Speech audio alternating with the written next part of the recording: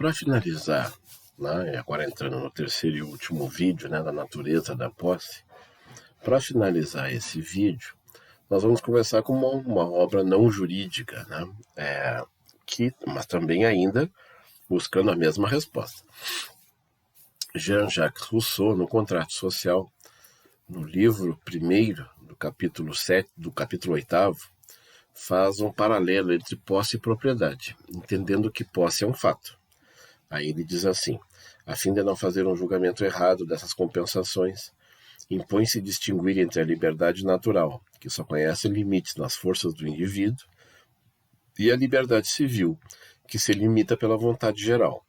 E mais, distinguir a posse, que não é senão o efeito da força, ou o direito do primeiro ocupante, da propriedade, que só pode fundar-se num título positivo. Então ele faz um paralelo para dizer o seguinte: propriedade funda-se num título, funda-se na lei. Propriedade é um direito real, é o primeiro direito real da lista, né? E ele tem fundamento não só na legislação, como num documento que prova a propriedade. Já a posse não. A posse é efeito da força, é o direito do primeiro ocupante. Então, só para dar uma ilustrada, né? É como se dissesse assim: os índios tinham posse. Eram eles que moravam aqui, né? O território brasileiro, o nosso país todo, né?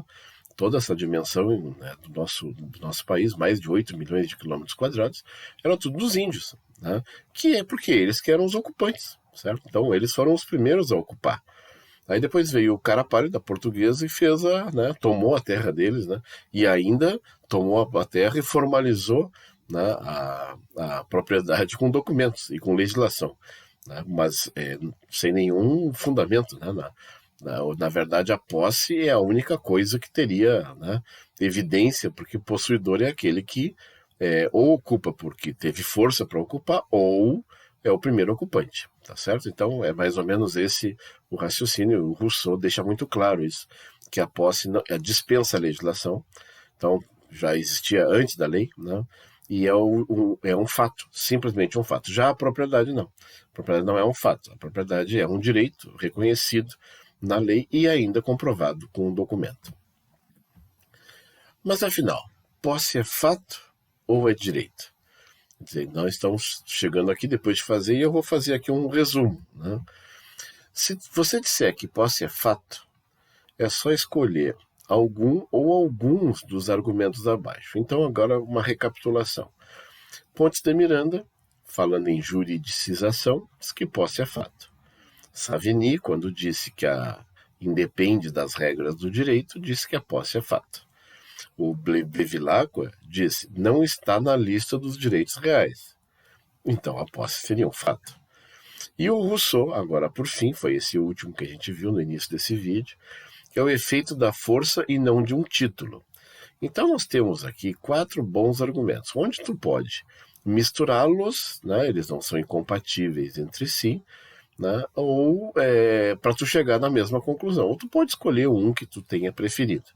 Isso aqui é muito teórico, né, bem teórico mesmo, bem a cara do Pontes de Miranda.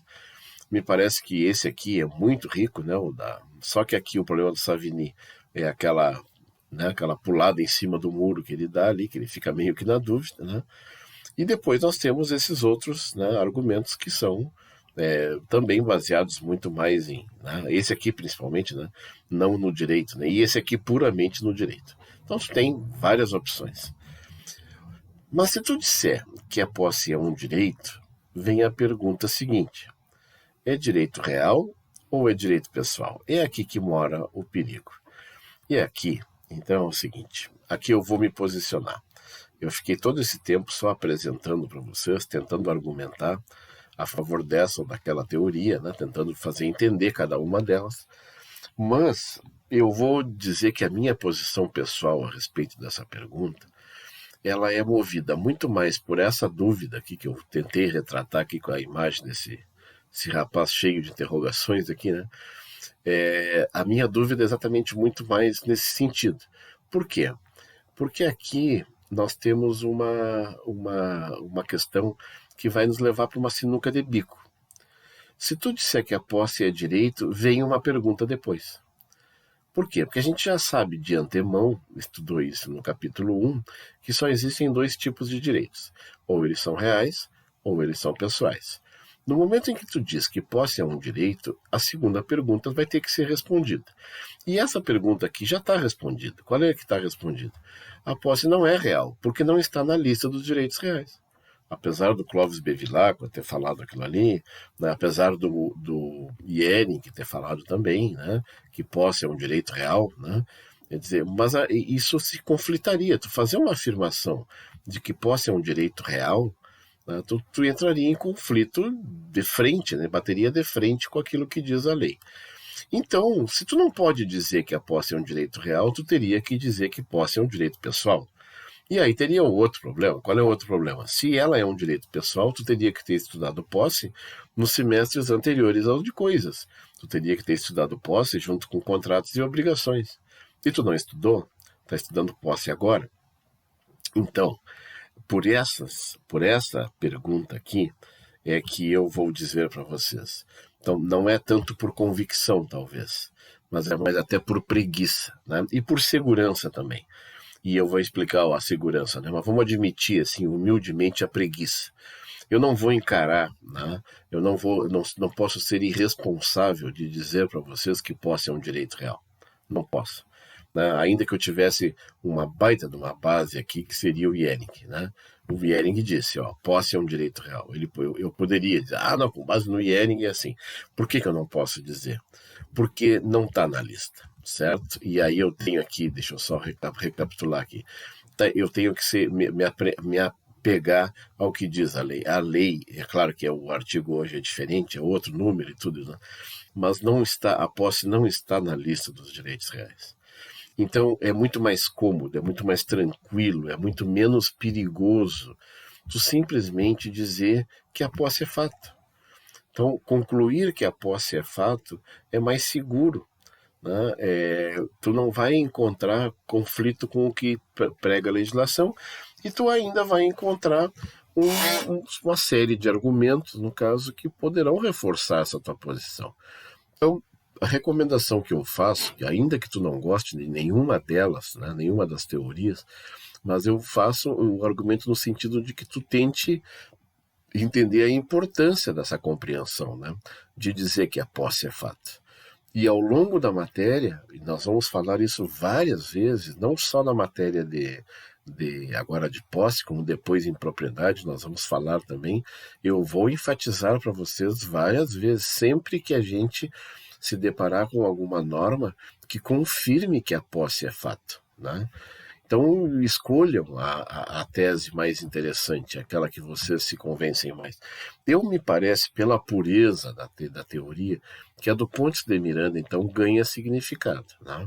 Porque ela, ainda que, né, numa construção, né, quase que matemática, né, de um raciocínio lógico, ele faça essa compreensão aqui, mas se a gente usar o Savigny, principalmente essa primeira linha aqui, isso aqui é perfeito, né? Dizer que a posse já existia antes da lei e vai continuar existindo mesmo que a lei não preveja mais a posse.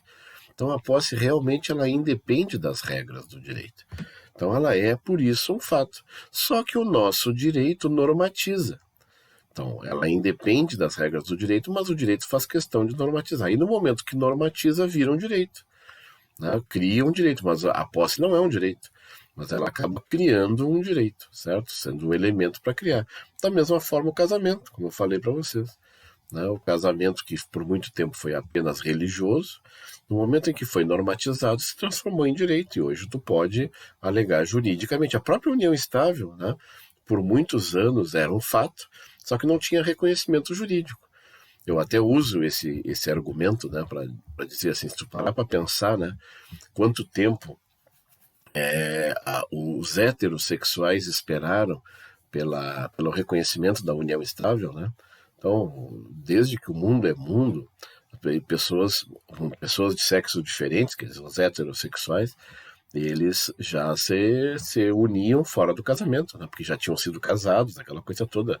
Era proibido casar de novo, né? Até por conta da determinação da igreja, da influência que a igreja tinha sobre a lei. Então, as primeiras leis que apareceram para reconhecimento de união estável foi só em 96. Então, se tu parar para pensar, 96 é ontem, né? Então, muita gente que via antes de 96 não tinha um reconhecimento legal da união estável. Então, se os heterossexuais esperaram tanto, né? Tudo bem, a gente compreende a pressa dos homossexuais, né?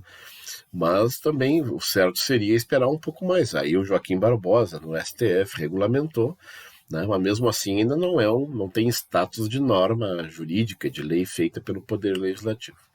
Então, para encerrar o assunto, eu me posiciono favorável à tese de que posse é um fato, muito mais por segurança, para evitar de ter que enfrentar uma questão que não tem como responder de acordo com a legislação, né? Não é, e por isso que eu digo que é um pouco por preguiça também, mas muito mais por segurança, para não ter que entrar num debate que não vai prosperar, né? E com isso a gente encerra esse tópico sobre a natureza da posse. Muito obrigado pela atenção e até o próximo.